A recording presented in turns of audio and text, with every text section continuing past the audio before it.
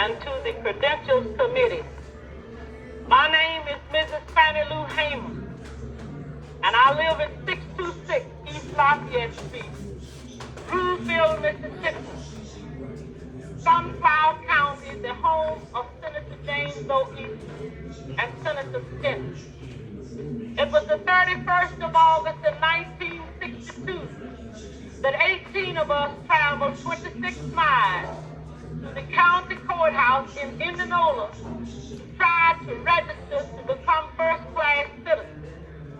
We was met in Indianola by policemen, highway patrolmen, and they only allowed 2 of us in to take the literacy test at the time.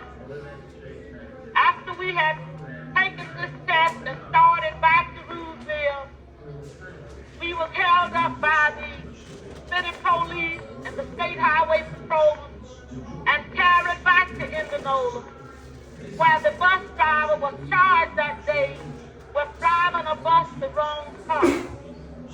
After we paid the fine among us, we continued on to Roosevelt, and Reverend Jeff Sonny carried me 4 miles in the rural area where I had worked as a timekeeper and sharecropper for 18 years. The plantation owners came and said, if you don't go down and withdraw your registration, you will have to leave.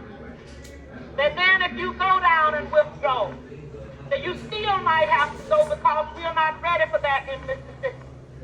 And I addressed him and told him that I didn't try to register for you. I tried to register for myself. I had to leave that same night. On the 10th of September 1962, 16 bullets were fired into the home of Mr. and Mrs. Robert Tucker for me. That same night, 2 girls were shot in Roosevelt, Mississippi. June the 9th, 1963, I had attended a voter registration workshop, was returning back to Mississippi. When I looked through the window, it was a state highway patrolman, and when a man told me I was under arrest, after I was placed in the cell, I began to hear sounds of licks and horrible screams. It wasn't too long before 3 white men came to my cell.